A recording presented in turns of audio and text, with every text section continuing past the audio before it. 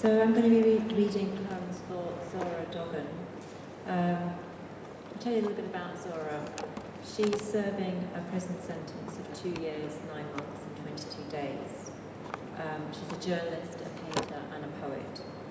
And she was convicted of propagandizing for a terrorist organisation, PKK, by the Second High Court Criminal Court of Modernist province for her work as a painter and a journalist. I want to show you the painting actually because it's available very easily here in the UK.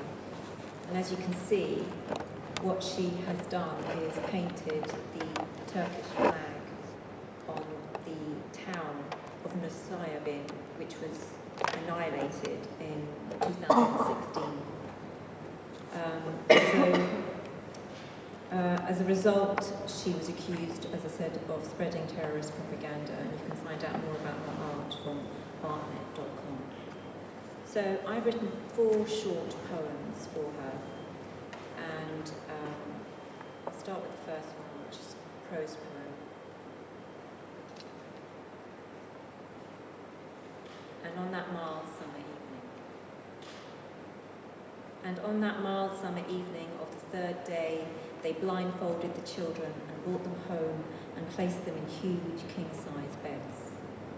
First they prepared the rooms by spraying them with a special flower essence and plumped the pillows, whilst their offspring sat marooned in their beds, inserted in quilted bed jackets like large china dolls. The fathers diverted them away from images of the world hard at war. They reinforced the 2 angled wooden beams which crossed the ceilings and arranged for tighter fitting seals on the windows.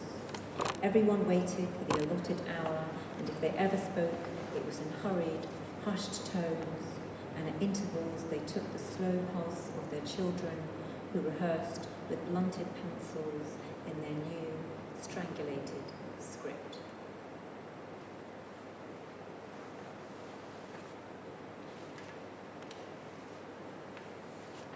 The second poem I read is untitled. It's a free-verse sonnet, if you believe in such a thing. And really it's about fear. She tried Zoroastrians, pundits and preachers, Ayurvedics, heptologists and soothsayers. She moved to morphine after zolpidem and small yellows. She tested every variety of nasal spray and capsicum on her tongue. She tried warm olive oil, dropped in real slow into each ear canal. She tried Betelgeuse, horse spit and squirrel shit. She tried diluting it and containing it under a glass paperweight. She tried sharing it and halving it and peeling it.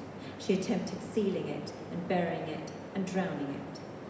She also tried bribing it and screwing it and thought she might scorch it with a pair of fire tongs.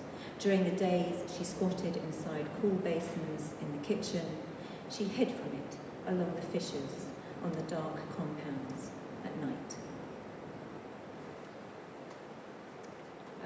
I've heard lots of wolves. I think Prudence mentioned wolves earlier and fairy tales, and this poem also contains a wolf. In January, when I started writing this short lyric for Zehra, it was snowing, and there was something on the news about a wolf that had escaped. So that was a kind of kindling for the poem. Dearest Zehra, it's snowing here and I'm looking at your photograph, poet to poet, picking up my pen. Zehra, today they captured the wolf. That day, all day, I thought about the wolf, his pelt, the pant on his breath as he slowly circled the white lines of a playground with the thin sunshine lay down so gratefully. Zehra, one day we wake up and are no longer deferred or snagged, but permanent as a low moan of a tree from somewhere deep inside, something impatient from its call. Zehra, the wolf, the fairy tale that keeps something else about you.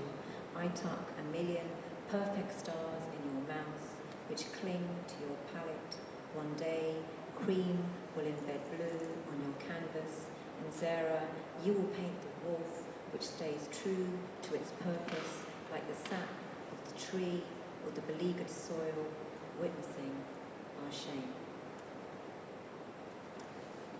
And one last poem which is sort of hopeful.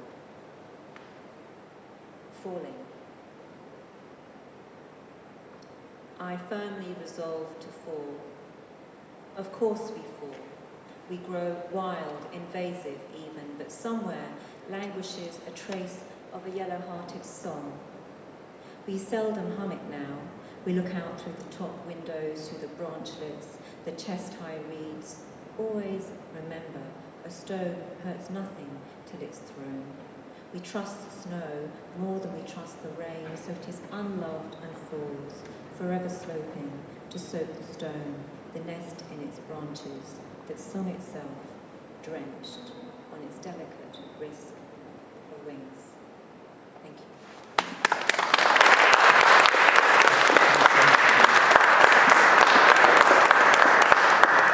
The reading next will be Tony White for avant.